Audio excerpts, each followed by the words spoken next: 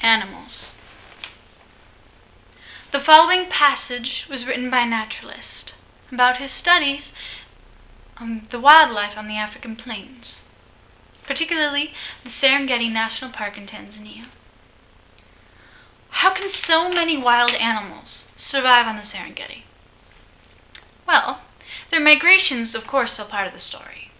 By moving from place to place with the changing seasons, they do not overuse or damage the grass in any one area.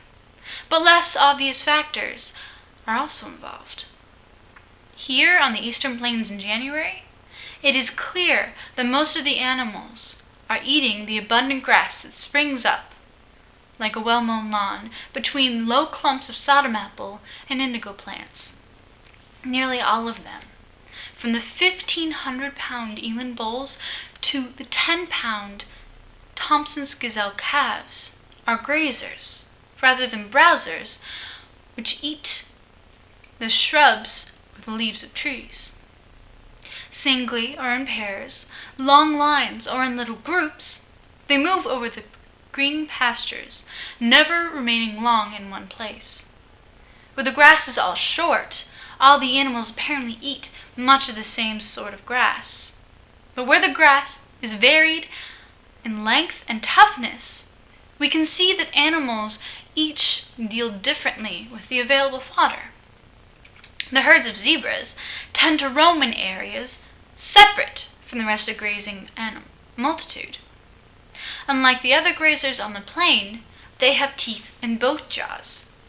This enables them to deal with the taller, coarser grass than the rest of the other herbivores.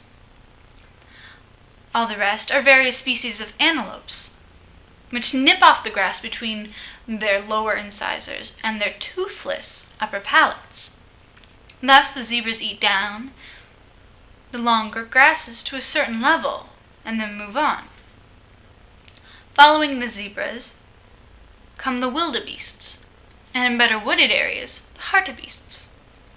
These animals eat the grass down a stage further until it is really short, or they can also eat new growth before it has had a chance to grow tall.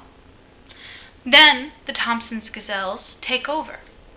With their tails flicking constantly, they nibble at the individual leaves of tussocs and on the tiny plants in between that grow there.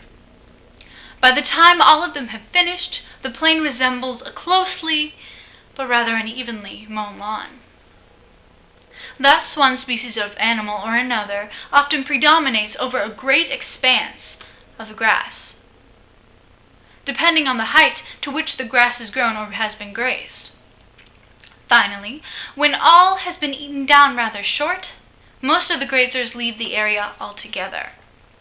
2 or 3 weeks later, when rain has brought on fresh growth, the herds may return over the area again.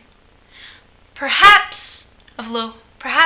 they move in response to the intensity of local showers, which can vary in a distance of only a mile or 2. In any case, the result of their returning again and again to the same areas is to keep the grass green and short, just as a repeatedly mown lawn in summer does.